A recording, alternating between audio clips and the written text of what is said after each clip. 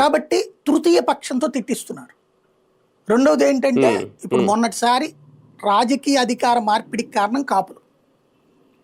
ఆ కాపులని జగన్కి శత్రువులుగానే ఉంచాలి పర్మనెంట్గా. అది వీళ్ళ ఉద్దేశం. ప్రస్తుతం నడుస్తున్నది అది. దాంట్లో వచ్చిన సమస్య ఏమైపోయిందంటే ఈ పదవులు వచ్చాక కళ్ళెదురుకుండా కనబడుతున్నది. ఇక్కడ మనం సామాజికంగా లెక్కేయం, కానీ అక్కడ కనబడుతుంది ఫీల్డ్లో. ఇప్పుడు సింపుల్ అండి. ఇవాళ నేను ఉన్నాను, నాకెవరో ఫోన్ చేస్తారు. ఫోన్ చేసి కొంచెం ఈ పని చెప్పు. నాకు ఇదివరకు తిరుపతిలో పని చేశాను కదా, ఎవరైనా కొంచెం దర్శనం చెప్పంటే నేను పైన వాళ్ళకి చెప్పి పంపించడం ఏర్పాటు ఏదో చేయిస్తా. ఇప్పుడు నన్ను అడిగారు అనుకో, నేను చేయించలేను అంట. ఇప్పుడు నాకు ఫోన్లు చాలా తక్కువ వస్తాయి. ఇదివరకు నా ఫోన్కి ఎడతెరిపి ఖాళీ ఉండేది కాదు.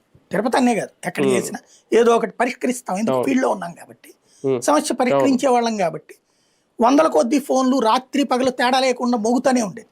ఇప్పుడు నా ఫోను లిమిటెడ్. ఏదో ఫ్రెండ్స్ కూడా చాలా తక్కువే నాకు. ఇంట్లో నుంచి ఫోను లేకపోతే నీ నుంచి ఫోను ఇట్లాగే ఉంటుంది అంతే. ఎందుకని అంటే నాతో అవసరం ఉన్నటువంటిది నేను చేయలేరు. ఇప్పుడేమి వాగుతాను, అంతకు మించి ఏం చేయలేను నేను. కాబట్టి నాతో ప్రయోజనం ఏంటి అక్కడ? అదే ఇప్పుడు పవర్లో ఉన్నప్పుడు ఆ సమస్య వస్తుంది. ఇప్పుడు ఇదివరకు జనసేనలో ఉన్నప్పుడు మా ఏరియా సమస్యను ఎవడు పట్టించుకోవట్లేదన్నా, మీరు వచ్చి యాజిటేషన్ చేయండి అని అడగాలి. కానీ అప్పుడు